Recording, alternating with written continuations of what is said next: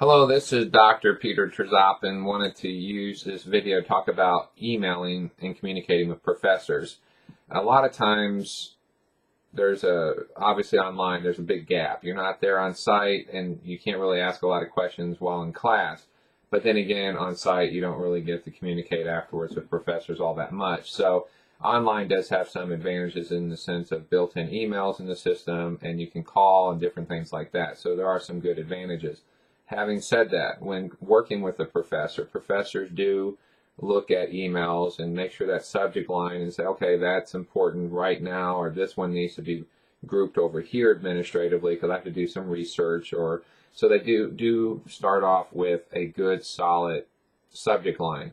The next part is use an email that has a name that makes sense. In other words, if my name is Peter Trzop, then the email should reflect Peter Trzop, not some made-up name or fictitious name or something that doesn't relate to your student file.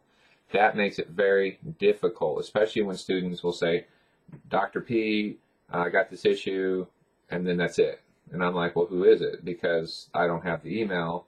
I can't look up every student email. It's not in the student roster. It's not in the classes. So how do I find that student? Then I got to respond back. Then I got to email back or call or whatever. It makes it a lot easier to do that. Another thing too is be specific. Here's the course.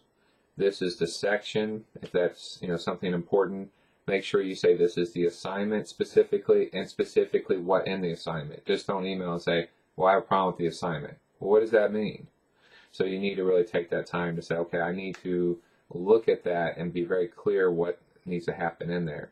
But part of the thing, and the real reason for this is I've had several students recently do this, have an email that reflects your name and then sign your name, because sometimes the email name is different from what's on the email. Like when people say, like, I might use something, John Doe, and then at the end, Peter Trzop. At least I know Peter Trzop wrote the email. That helps the professor out quite a bit. So that might be a little time saver for everybody, and it might be something good to pursue. I appreciate it, and best of luck.